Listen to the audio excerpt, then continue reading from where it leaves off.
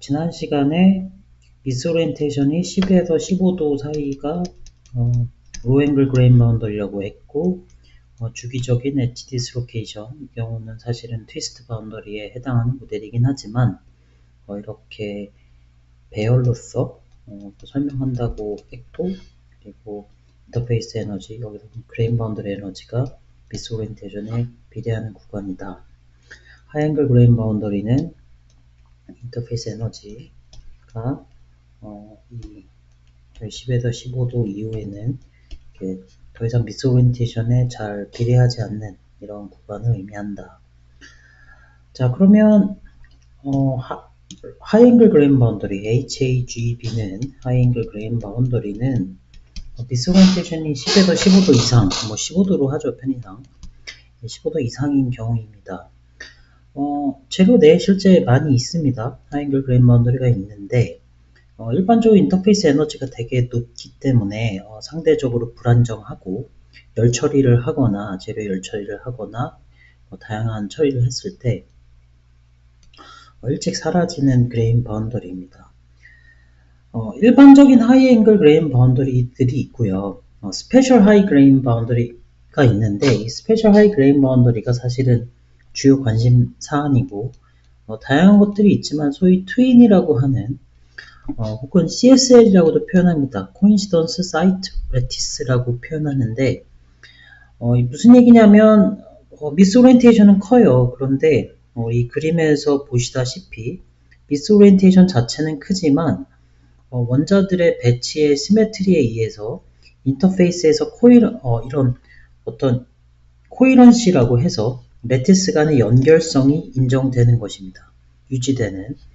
물론 트윈 바운더리 중에서 레티스 간의 연결성이 유지되지 않는 트윈 바운더리도 있어요. 그런 경우를 인코헤런트 트윈 바운더리라고 하고 연결성이 유지되는 경우를 코헤런트 트윈 바운더리라고 합니다. 그래서 여기서 보시면 연결성이 유지되는 면이 있다면 요거는 이제 코헤런트가 되고 이렇게 어긋나 있는 트윈은 유지가 되지만 어긋나 있는 경우는 인코헤런트라고 하고요.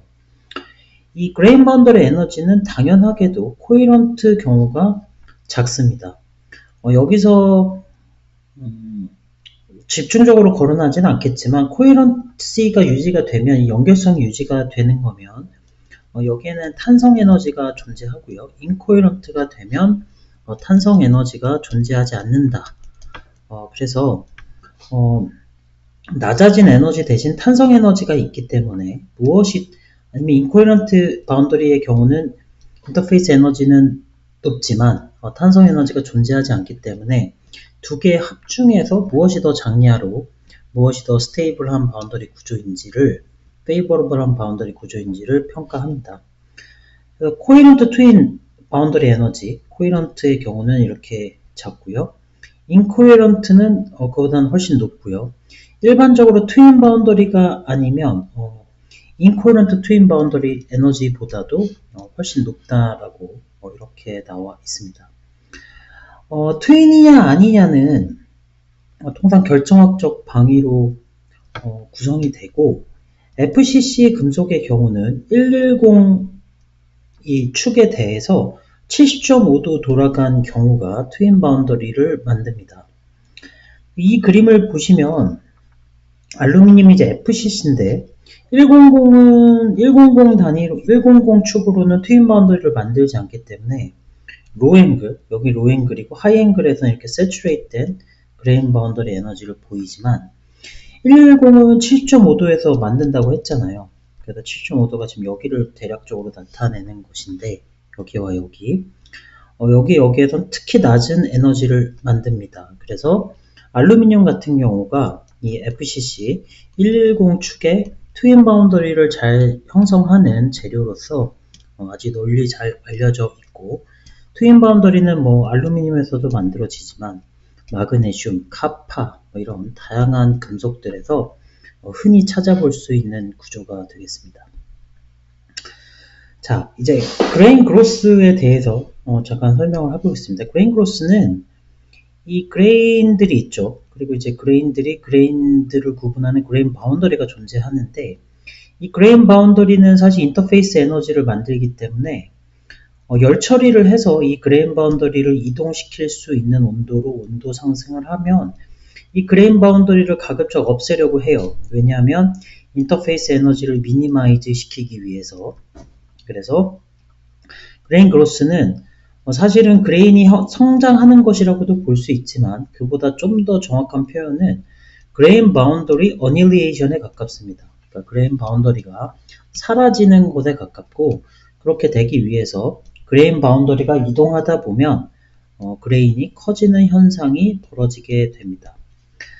자, 요 아래 그림에서 보게 되면 2차원에서 라미의 정리라고 항상 얘기하는데요. 트리플 정션은 3개의 그레인 바운더리가 하나의 점에서 만나는 것입니다.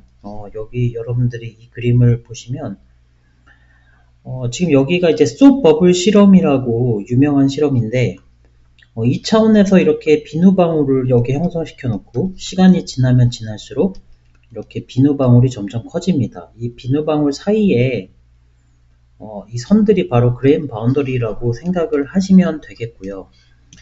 2차원에서는 이건 좀 2차원을 가득 틈 없이 메울 수 있는 도형은 삼각형, 사각형, 육각형 이런 것들이 있습니다. 오각형은 좀 어렵죠. 이게 108도니까 한 점에서 만났을 때 360을 만들기가 어렵습니다. 다만 이거는 60도, 90도, 120도니까 요 세 가지 조합이 가능하고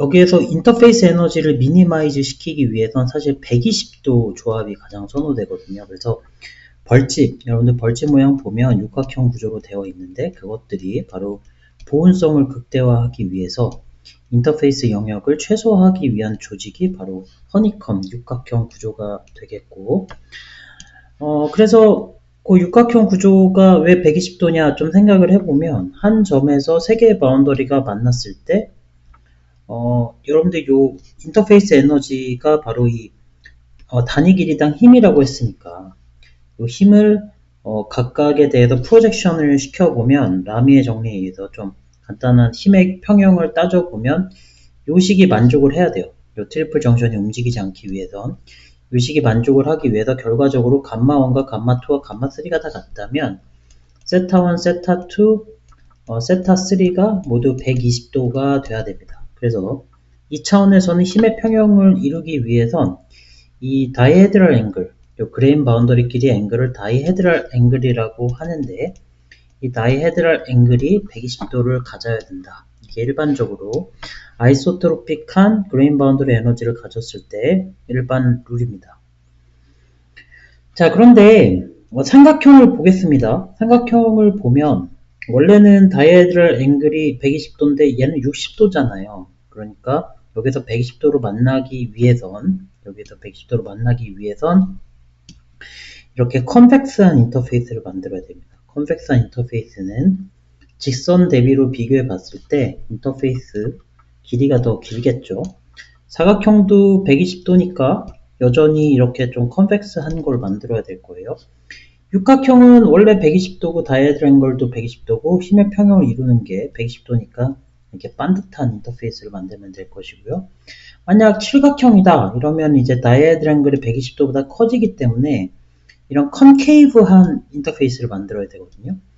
컨케이브한 인터페이스를 만들게 되면 결국 이것도 굽어 있죠. 그래서 이쪽 방향으로 이동하려는 다이헤드럴 드라이빙 포스가 형성은 되고 이거는 반대로 이렇게 없어지려는 드라이빙 포스가 존재합니다.